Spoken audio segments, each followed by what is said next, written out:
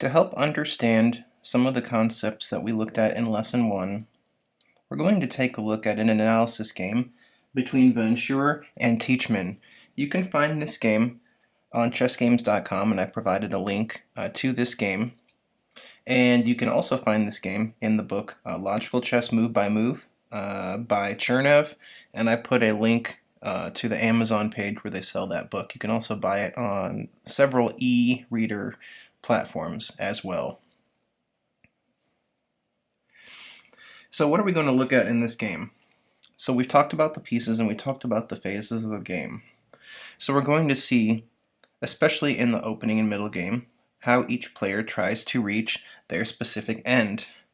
In the opening, how does each player try to control the center? How do they develop their pieces? And how do they address the safety of their king? As a disclaimer, there are many mistakes in this game. There really is no such thing as a perfect game, but we're going to look at the mistakes that the player makes and see how they have an effect on their position and ultimately lead to the outcome of the game. So let's take a look. White starts off the game with one of the most popular opening moves, which is pawn to e4. It's called the king's pawn opening, and this does several things, and it addresses all three of our opening goals. We're helping facilitate development of our pieces. We're controlling the center, as this pawn on e4 controls d5 directly. It also controls f5. It also stops this black pawn from advancing past e5 if it were to move out. So it's controlling the center. It's preventing black from moving forward in the center, past e5 anyways. And it's opening up the bishop for development on an active square, which is facilitating castling and king safety.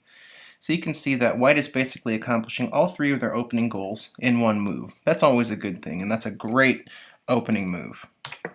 Black responds in kind with pawn to e5, doing the same thing, controlling the center, opening up lines for his bishop, and helping to facilitate castling in very quick order for their king.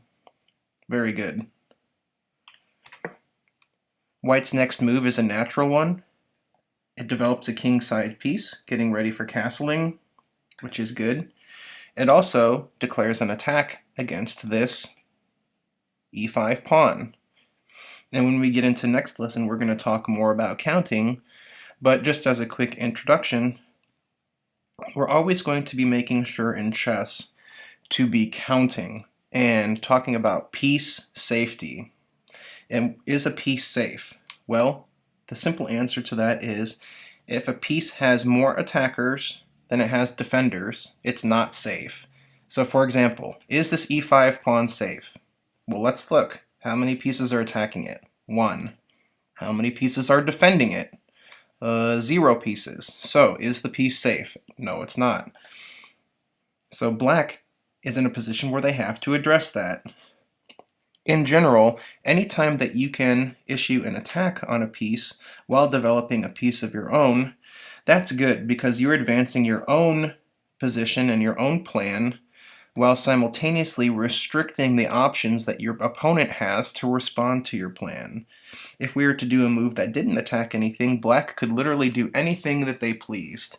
But considering that knight f3 has declared an attack on the unsafe pawn on e5, black has to do something about that because they don't want to lose their central pawn, which inherently limits their decisions that they can make in the following moves. So black has a few ways of addressing this particular threat. In the game, black chooses the most natural reply, which is knight to c6. So let's talk about our opening principles again. We are controlling the center because if we look at the movement of the knight has direct control over this e5 and d4 square. It's also facilitating development as we're moving another piece off of our back rank, which is very good. What it's not doing is it's not doing anything about the safety of the king. But that comes as a byproduct of the attack that was declared on this e5 pawn by the f3 knight. If black could, they could make a move that would help expedite the safety of the king. But considering that they're already dealing with an attack, that's not so easy to do, and you can't just leave this pawn and ignore it and allow it to be captured, because that's your strong central defender of d4, and could also potentially be an outpost for a knight here, or just in general a good controller of the center. You don't want to lose that, especially for nothing. So a couple other ways that black could have potentially dealt with this. The move bishop d6, oops. Let's look at a couple ways that black can defend this position without the standard knight c6 reply. Another way that we can possibly defend this position is bishop d6. That helps us develop a kingside piece, which expedites castling. And this also controls the center to a certain extent, as d6 helps defend e5. But let's look at the downside to this. While we've developed our kingside bishop, we've also done something that I like to refer to as double parking.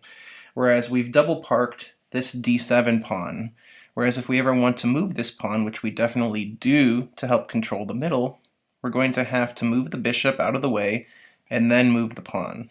Also, if we ever want to develop this c8 bishop, we then have 3 moves to do. We have to move the bishop, move the pawn, and then move this other bishop right here.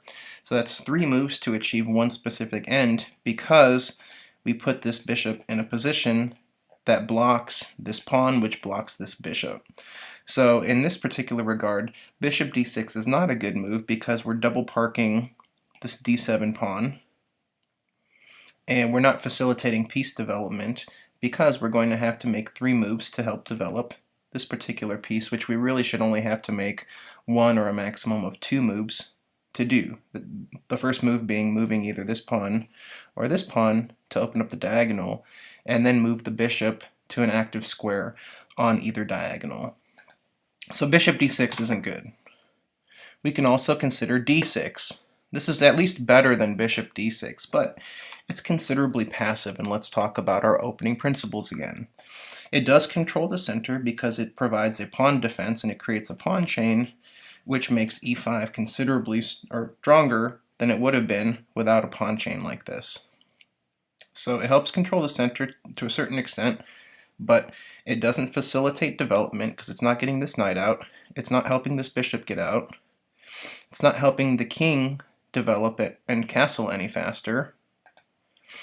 And talking about this bishop, we've basically closed off our bishop behind this particular pawn. If we remember talking about the specific component parts of strengths and weaknesses of the bishop doesn't like to be behind the pawn. The bishop likes to be in front of the pawns, because the bishop can't move behind the pawns very easily. So we would much rather have this bishop out here on c5 before we move this pawn out, so that the bishop could have the open diagonal to work with. So in that respect, d6 is not the best move either. So that's why our player went with the move in the game, which was knight to c6. It develops a piece, it helps control the center, it doesn't expedite king movement, but it addresses the attack on e5. So all things considered, you're getting about as much as you could probably ask for out of a second move from black. Let's continue. White moves their bishop out to c4. This is the most active square, as it's bearing down on an open diagonal. There's nothing in the way. Remember that bishops are good in open positions. It can move up if it wants, it can move back if it wants, it can move back if it wants, and it's bearing down on this very vulnerable f7 square, which could potentially lead to an attack on the king, considering that the king is on a light square and this is a light squared bishop. And even if the king castles, it will be on g1, which would still be under attack, even more so, because then it would be absolutely in a direct line from this bishop right here. So white is achieving all 3 of their opening principles. We're facilitating control of the center, because moving the bishop to c4 helps control d5. We're also facilitating castling because there's nothing in the way of the king from castling next turn. And we're developing a piece. So we've done the center, we're developing a piece, we're getting the king to safety. Bishop c4 is a good move in general. Black responds in kind, putting their bishop on the most active diagonal and helping facilitate the development of a kingside piece, which is going to expedite castling. So black is controlling the center. And if we look at this pattern. The c6 knight is defending d4. The c5 bishop is defending d4, and the e5 pawn is defending d4. So you can see that for black, we've created a very strong defensive hold over this d4 square, which is good because they don't want white to be able to push their pawn up and have two central pawns with e4 and d4, much as white does not want black to push this d5 pawn. If a player can get two pawns in the center like that, that's extremely strong and extremely powerful, and that's not something that you want to play against. So as such, bishop c5 for black is a good move. White's next move is c3. Now, let's talk about our opening principles. There's a couple issues with this move right here. It does control the center, as it creates a pawn presence that is protecting d4. So that's not going to allow, this knight can't jump into d4 now because there's a pawn here, and you don't want to trade a pawn for a knight. Black doesn't want to trade its knight for the pawn, so it would really never want to move into that square. And it's facilitating a future d4 push by white, which would create a very strong pawn center. And it's also opening up the diagonal d1 to a4 diagonal for this queen. And the queen would ultimately like to end up right here on b3 so that it and the bishop can combine to create a diagonal battery against this f7 square, which would be vulnerable to the king right here, or to the king right here if it becomes castled. But what does it not do? It doesn't facilitate development of any pieces. For example, this knight wants to go here, but it can't because there's a pawn there. So not only can the knight not go here, you'd have to move the bishop, move the pawn, and then play the knight up. So much like how bishop d6 wasn't good back here, c3 doesn't facilitate the knight going to its natural home on c3. So it doesn't facilitate the development of this knight. It doesn't facilitate the development of this bishop, because for this bishop to be developed, you either have to move this pawn or this pawn to open up a diagonal, and it's doing neither of that. So this bishop isn't being developed, this knight isn't being developed. We're not developing the queen, although we're creating a hole for the queen to be developed onto b3, and we're not castling. So we're not developing a piece, we're not prioritizing king safety. We are defending the center a little bit, but we're only achieving some of our goals. So what would a better move be? Well, certainly there's nothing, c3 does not lose the game. Principally, and especially for beginners, we're not going to talk about specific opening theory. Castling would be absolutely a reasonable reply because, once again, it doesn't necessarily control the center, but we've already done that with our first three moves. We are developing a piece because castling is technically a development move. Because we want the rooks ultimately to be connected, that's part of development. And we're getting the king to its safest location, which is in the castled position. So we're achieving two of our three opening moves, which is good. But certainly, like I said, there's nothing wrong with c3 in general, so take that for what it's worth. So white plays c3, and black responds by developing the queen. Why the queen? Didn't we just say, don't we want to develop our minor pieces first? Yes, we do, and we certainly can. There are other moves that we could make. We could develop this knight and put an attack on the e4 square. We could potentially move this pawn out to d6 to create this strong pawn chain now that our bishop is outside of the pawns. We could do several things. but black is playing the queen right here to help overprotect this particular square, and we're also clearing out space on this queen side. And if we think about it, we could potentially castle queenside and move this particular pawn up to d6. So we have these 3 pawns in a line. We could move the bishop to, let's say, g4 or something like that. And then we could potentially castle queenside. So this is a very flexible and non-committal move. And we're not putting the queen in danger per se. The queen is utterly safe here on e7. There's absolutely no way for a piece to really do any serious damage, at least in the current state of this position. So all things considered, it's helping to control the center because there's more control over e5. It's developing a piece because we took a piece off the back rank, and it could potentially be facilitating queenside castling if we so chose to do so, because then we just have to move up the pawn, move the bishop, castle. So in a certain respect, we are meeting each of the 3 opening principles. So white goes ahead and castles. They could have easily done that last move as well. And black plays d6, which was an idea that we've already discussed, opening up the bishop and potentially facilitating queenside castling and providing further protection to the center. So we've really done all 3 things: help develop a piece, control the center, and facilitate castling.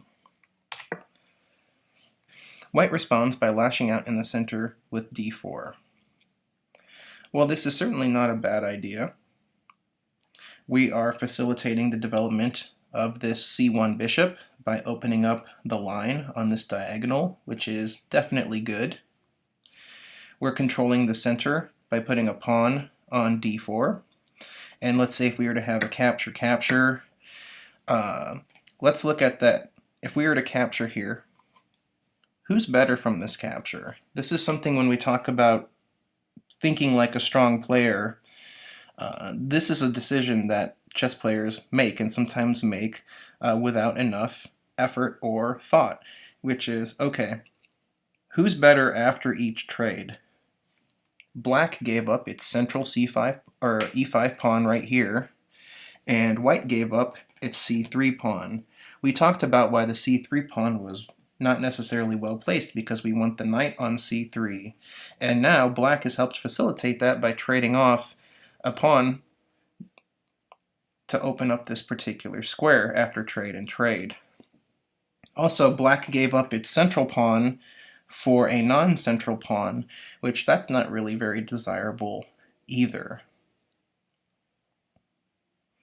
So for a couple of reasons, we don't want, or black doesn't necessarily want to capture on d4, because black capturing here is going to help white create a better center. So what does black do here? Well, black moves the bishop back. There's no need to capture. We want to maintain pressure in the center. Now, let's do this in reverse. Let's say if white were to capture here, boom, boom. So we have a capture. So who lost what? White lost their central d4 pawn, while black lost a supporting d6 pawn. This d4 pawn had way more control over the center than the d6 pawn certainly ever did. d6 was playing defense, while d4 was playing offense. So you can see that, if you would, white was really giving up the stronger of the 2 pawns, d4 versus d6. Also, white has opened up this bishop's diagonal by trading. There's no longer a pawn that's blocking the path of this particular bishop. And in essence, by white trading, white has helped make black's piece much, much better. So you don't want to help your opponent make their pieces better by opening up lines for them. So black just moves back. This is a very responsible and a very prudent strategy to approach this sort of early attack in the middle. Now,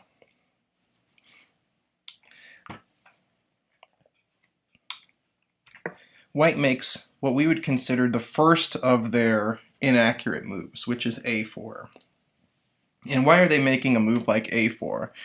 Well, let's say if black were to make a waste move, white wants to play a5, and in essence trapping this bishop because it can't go here because it can't go here because of this, and it can't go down and capture this because of some various tactics. Okay, so for example, if the bishop were to take, we could potentially do this sort of intermediate move, bishop b5, which would then attack this knight which is defending the bishop, and you would basically have an issue where this defender is no longer able to fulfill its defensive responsibilities trying to defend that bishop. And let's say if we were to have the knight capture, what we could do is we can just trade with the rook.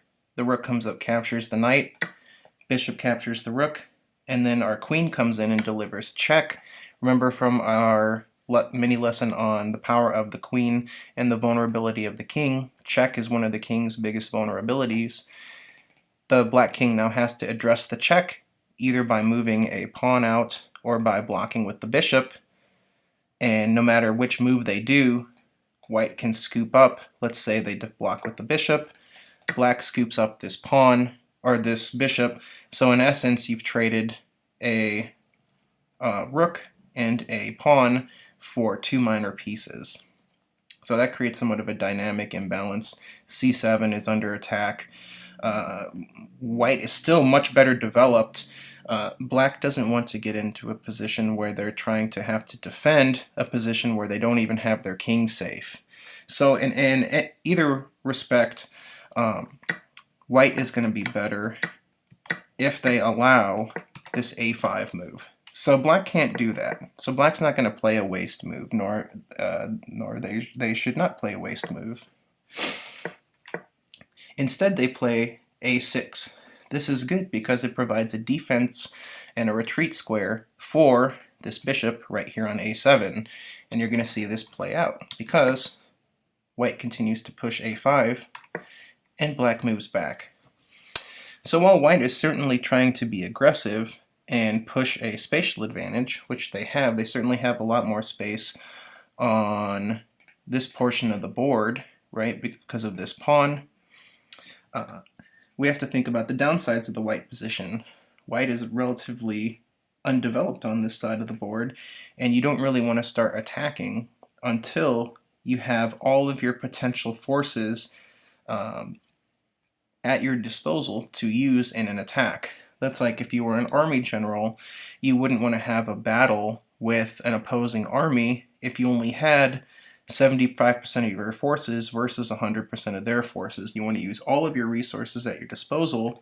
Well, it's certainly not a bad idea in general. In this specific practice, white is attacking a little bit prematurely. We're still in the opening because our pieces are not developed, our rooks are not connected, we still have more work to do. So we just don't need, white doesn't need to be so hasty on this a2 to a4 and then a5 approach. They can just simply develop some of their pieces in any number of ways, and then try and continue in a slightly slower, more methodical way. So how does black respond? Well, they just tuck their bishop back in their nice little safe spot on a7, and they say, okay, white, what's next? So then white plays another move that doesn't really address any of their three opening principles. As a matter of fact, it goes against some of the opening principles. It doesn't control the center because this move to h3, what does it do? It controls g4, which is definitely not a central square. It doesn't develop a piece. These are all sitting here. This rook is very sad. It is playing a defensive role here, but is a rook that's worth 5 pawns really worth defending 1 pawn when it could be doing so much more? So this rook is pretty sad. These two pieces are sad because you're not playing with them. They're just kind of sitting there on their own, lonely. And you're actually deteriorating the safety of this king. One of the major rules, and Alekhine Nimzowitsch, among other great masters and world champions have said, you don't really want to move these 3 pawns in front of the castled king. You want to keep these intact. Let's go back to what we learned about the pawns. A pawn move cannot be undone. So if it were ever advantageous, white cannot say, oops, I really need this pawn back here on h2 instead of h3, and white can't even take that move to move it back. So this is a permanent change in the position. So what sort of effect does that have? Considering that pawns affect and can capture diagonally, such as, for example, this pawn being moved up 1 has created a permanent weakness, because on this square it was fulfilling a role as a protector of the g3 square. Now you might be saying, well, this square is protected. I would say yes and no. Yes, theoretically, this square, g3, even though it was abandoned by the h2, now on h3 pawn, g3 is still protected by f2, but we have to look at the construction of the position. We have this bishop bearing down on this particular diagonal, so we have to understand that f2 and this pawn could potentially be tied down to the defense of this f2 square, and it may not even be able to move because of something called a pin, which we will talk about in more depth in this lesson's tactics exercises and as the game progresses. So h3 doesn't really facilitate any of our moves. It makes the king less safe, it doesn't develop a piece, and it doesn't control the center. So for all those reasons, h3 is really quite a wasteful move. So black takes advantage of that, and they actually play a principled good move. Knight f6. It develops a kingside piece, it helps facilitate kingside castling, and this knight has now declared an attack on this e4 pawn. And let's count. How many times is this e4 pawn attacked? 1. How many times is it defended? It's not defended at all. So there's 0 defenders, 1 attacker, so it's not safe. So white has to do something about that. And considering that white has taken a2 to a4, that's 1 move, a4 to a5, that's a 2nd move, and then h2 to h3, that's 3 moves, white has, in essence, wasted 3 moves that they could have used for development or for ensuring the security and stability of their center, and they have just wasted that opportunity, and you're going to see how black capitalizes on that as the game progresses. So white makes arguably another poor exchange. Now we talked about the merits of this particular center exchange previously, where if we were to trade this pawn for this pawn, who gets the better deal? And we've pretty much all come to the consensus that black gets the better end of that trade because white gets rid of one of their important central pawns and black gets rid of, at worst, a supporting defensive pawn on d6 while maintaining their strong defensive position on e5. We've also opened up this diagonal on this bishop, and this is a very strong diagonal because you can see that you can sweep pretty much across the board, and we've created something called a critical construction, which we'll talk about definitely in lesson 2. Anytime that there are multiple pieces in any line, or potentially in any of the portions of a knight matrix, we consider that a critical construction, and we have to think about that when evaluating what are the threats in the position. So you're going to see in this game that especially the vulnerability of this pawn is going to come into play. And this is actually the first tactical lesson that we're going to preview right now, which is the pin. And a pin is a specific pattern in chess, whereas a specific piece, mainly this pawn on f2, is going to be restricted in movement because it is, in essence, blocking the king from being in check. You can never move the king into check as the controller of the king. Like, you can't move yourself into check, that's illegal. So this pawn, in essence, is stuck. So since this pawn can't move, in essence, that pawn cannot defend g3 because that pawn can't move. If this pawn can't move to g3, it's not defending g3. That's why this h3 move was so bad, because it was also a secondary, when it was on h2, a secondary defender to g3. That's why you don't want to move your castled pawns. So you can see that white has really opened up an attack for themselves by creating this pin on this f2 pawn because of the king, which weakens g3, and you're going to see that and how it plays out in a few moves. So black responds by capturing with the knight. Now let's talk about that and what are the different options that we could do when capturing with right here. So we have three options. We can either capture with the pawn, we can capture with the queen, or we can capture with the knight. So we have these three different things that we can capture with. What is best? Well, first things first, capturing with the queen is bad because the knight can just swoop it up, and that's bad. Like, that's really bad. The second option is we can capture with the pawn. This is a pretty natural move because we want to keep the pawn center, but let's think about it in more macro terms. Let's look at our army as a whole. Let's look at this knight. This knight has a very grim future because let's look at where it can go. Let's look at the scope of this knight. All these dark squares are the potential movement squares of this knight. So you can see that with this pawn here, the knight can't move here. The knight can't move to either this square or this square because this pawn is defending both of them. This knight can't move to this square because of the rook playing defense on it. And then any of these other moves, these two moves are backwards. He can't move here because of the bishop, and he can't move here because of the queen.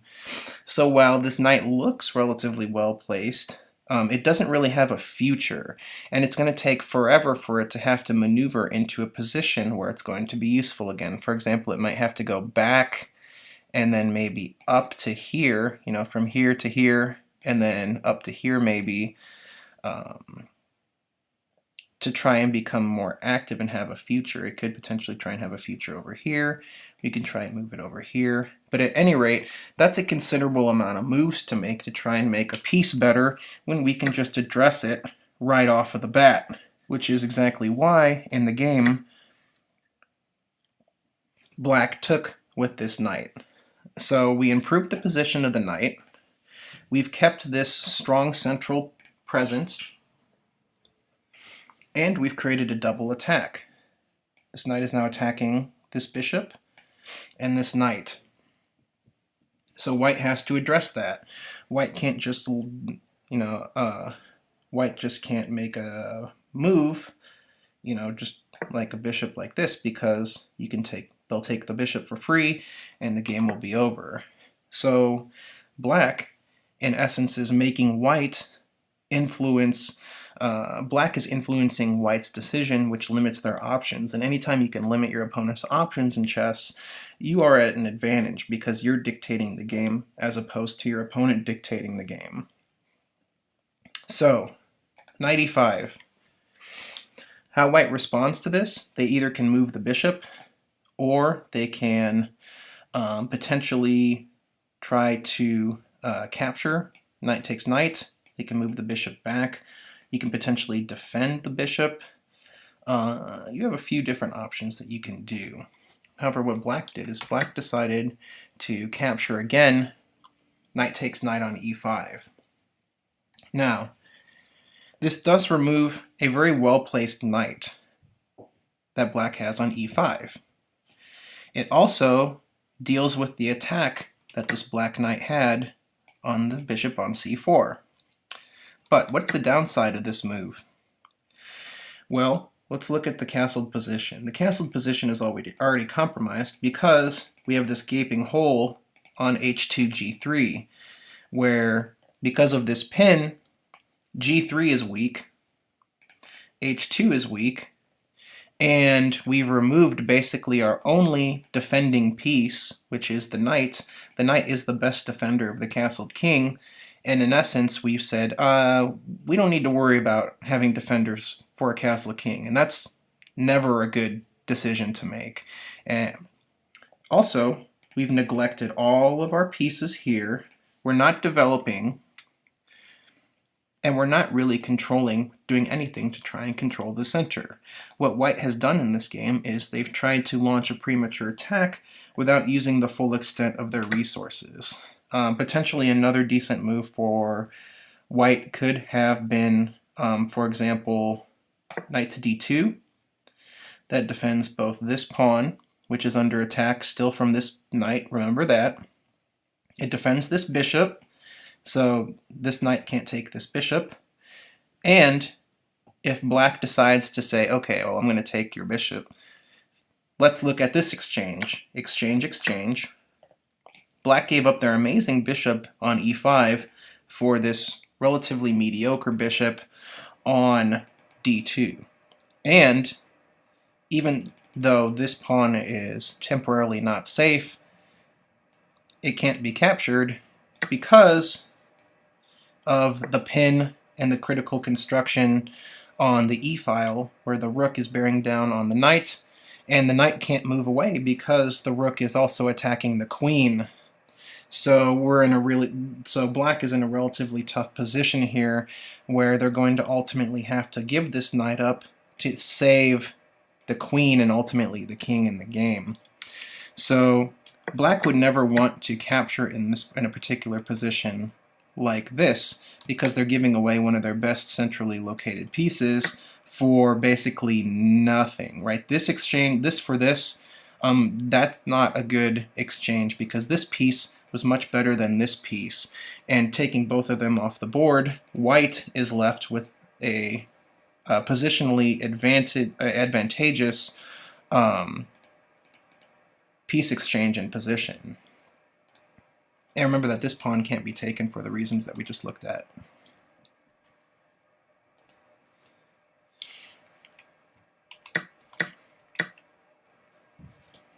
So white captured this knight, and then black responded by capturing the knight back with the queen. Now, once again, why not with this pawn? Well, it's certainly not bad or losing.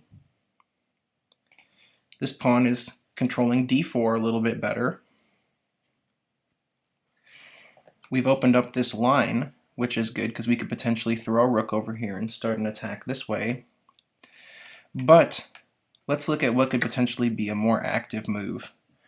What black played in the game is black actually took with the queen right here. And this queen, I know we said don't bring it out too early, but right now we're about 10 moves into the game. Black is more or less fully developed.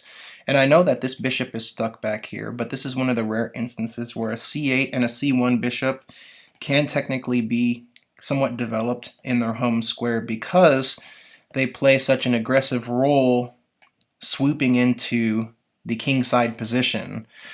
So they can move using their mobility from, let's say, from c8 all the way to h3 in one move. So in essence, they are still attacking very vehemently from their home positions. And there's no real easy way to dislodge this queen. Remember that black cannot move this pawn forward. That is an illegal move. You'd be moving themselves into check because this bishop is bearing down on the king on this diagonal. So this pawn cannot move to try and dislodge the queen because that's an illegal move. You can't do that. There's no real way for the knight to try and dislodge the queen. They would have to go from b1 to d2 to f3, which takes 2 moves, and any player of any caliber would see that coming. The bishop can't come up to dislodge it because the bishop wouldn't be defended by anything. So in essence, we have a centrally placed queen that is going to be hard, if not impossible, to dislodge. So that is the type of active queen placement a little bit later on in the game that we're looking for. So black is, with the exception of castling, black has completed its development, more or less. and there's really no way for this queen to be attacked. So this is a perfectly fine place for the queen to be. And you're also seeing these critical constructions start to develop. Let's look at black's position. Black being much better developed than white. We have diagonals, this bishop bearing down on this diagonal, this bishop bearing down on this diagonal, and this queen bearing down on this diagonal. So you can see that we have a considerable amount of pressure on this king's castle position. And once again, we'd be so happy if we could have a defensive knight right here to aid in the defense of the position, but white willingly gave that piece away. So was that a good exchange or a bad exchange? Certainly not a good exchange. So you can see that black is really ramping itself up to try and become more aggressive towards the white king. So white decides that I probably should develop the rest of my pieces, and white moves knight to d2.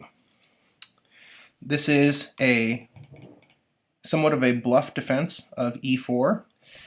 So we can count. Let's go back to counting. This e4 pawn is attacked once, twice, but only defended once. Is this pawn free for capture? Think about that. Take a second, pause the video, and analyze whether this pawn can be taken by black or not. I'll wait 5 seconds. Okay, hopefully you've paused the video. If you haven't, do so now. The answer is that this pawn is not safe for capture. So let's play it out. Let's say black says, thank you very much, thank you very much. So what's the exchange? A pawn and a knight for a knight. That's good, right? Except for the fact that white can play this move, rook to e1, winning the queen, because black can't put itself in check, so we can't move the queen away. So what would end up having to happen is something along the lines of this queen is going to be lost, right? So you can't move the king away to address this pin, and you can't move the queen away because the queen itself is pinned to the king, and you can't move yourself into check. So this is going to end poorly one way or another for black. Probably the best thing to do is probably just pick up the rook, trade the queen for the rook, and then force a king move, and then just clean up considering that you have a queen and your opponent doesn't. This is pretty much game over at this point. So if you said you cannot capture the pawn, gold star, because you're right, you cannot capture that pawn. But black has something even better. And this is an attacking move that in short order wins the game. So once again, let's look at our critical constructions. We have the bishop swooping down on this diagonal, the light squared bishop on this diagonal, and the queen on this diagonal, as well as this knight that could potentially jump into either this square or this square right here. So using that knowledge that we have about our critical constructions, and also this pin on f2, which affects the g3 square, what move would you make as black to try and win this game immediately? Go ahead and pause the video. Okay, I'm going to go ahead and assume that you paused the video if you're interested. Black played in this position the double exclamation bishop takes h3 check, or not check, so just bishop takes h3, sacrificing a piece to completely blow open white's kingside position. We've talked about how this defender, this knight defending g3, or defending f3, is an important and a critical defender. We also talked about how the move h2 to h3 wasn't so good because not only did it weaken the defense on g3, it created a target for itself via bishop takes h3 and some other shenanigans that are going to happen later on in the game. So you can see that that wasted move by white, it didn't accomplish anything and it ended up hurting them. If the pawn was back here on h2, there would be nothing for this bishop to take or do, so it wouldn't have that resource at its availability. So what does white have to do? Well, white has to take back, or they have to admit that, okay, you just got that pawn for nothing. Oops, I made a mistake. But what's the follow-up move? Black has a follow-up move here that they're able to press their advantage, take a second and pause and think about what it is. I'm going to assume that you went ahead and you paused the video. If you said queen to g3 check, you are 100% correct. Now, hopefully you remember the tactical motif of the pin on this game. If you said, well, why can't this pawn take on g3? You haven't been focusing on this critical construction of this pin on a7 to g1. Remember that this pawn is pinned because of this bishop. This pawn cannot take because you cannot put yourself into check, and that's exactly what that would do. So in essence, black is utilizing this pin to move their queen into a good attacking position. So white does the only thing that it really can do, which is move the king out of the way. And black swoops up another pawn with queen takes h3 check. Once again, white has to answer this check, so they can't do anything. They can't move this to help defend. They can't bring more defenders in through this way. They can't do anything other than address the check on the king, which they do in the only way possible, which is king back to g1. And then what's next for black? What would be another good move for black? How can we bring another piece into the attack to increase the pressure on the white king? Go ahead and pause the video if you'd like. Okay, so if you pause the video and if you picked knight to g4, congratulations, you've added another piece to the attack. And what is the threat? The threat is queen to h2 checkmate, because if the queen was here, it's being defended by this knight, and the king can't go here, and the king can't go here, so that's checkmate. The white king is in a position where it cannot get out of check. That's the end of the game. So the threat here is queen to h2 checkmate. How can white defend this? Take a second to think about how white can defend this. Well, they could try to trade this queen for a knight, but that's pretty much giving up the game right on the spot. So white tried something a little bit better. White tried defending with knight f3, because knight f3 defends the h2 square, which defends the threat of queen to h2 checkmate. We can't do that anymore, but what else can we do? And this may be a little bit of a tougher combination, so if you'd like, take a minute to think about how black can follow this attack up, and we'll come back in a second. Okay, so if you pause the video, that's cool. And if you picked queen to g3 check again, you would be correct, and that's the move in the game. So once again, we're exploiting the pin on a7 to g1. So this pawn can't take. We can't put anything in between the king and the queen. There's only one space for the king to go, which is h1. Now what's the follow-up? And this is the ultimate game finisher, as it were. So definitely take some time and think about what would be the finishing move in this position. Okay, so hopefully you paused the video. If not, do it now. But white resigned after the last move of bishop takes f2, crashing in a third piece into the defense of this poor king on h1 and threatening two different checkmates. First of all, the key point of bishop takes f2 is that it takes away the flight square of g1. So f2 takes away the flight square of g1. That's when we saw the queen going back and forth checking. The king was always able to move back and forth between g1 and h1 when the queen keeps moving from g3 to h3. With the bishop on f2, the king can no longer go to g1. So now black is threatening mate in one move with queen to h3 checkmate. So if the queen was on h3, the king would not be able to go to here or here because of the queen right here. Make it a different color.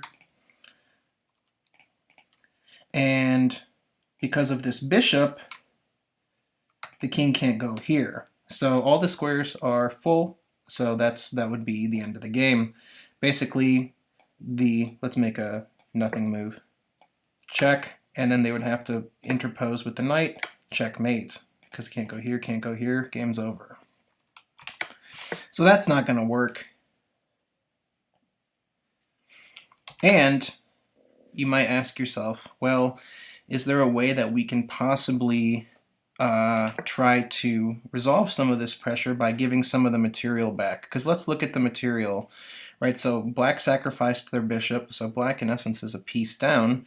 If you look, 1, 2, 3 minor pieces for white, and only 2 minor pieces for black. So white's a piece up, but black's completely winning. So maybe we could possibly resolve this by giving some material back. Well, that doesn't work either. If we were to take what we would see, and go ahead and pause the video and try and find it, checkmate in 1. Good job if you did, an excellent use of the knight. The knight delivering some of the most beautiful and tricky checkmates. Knight to f2, that's check because it's attacking the king.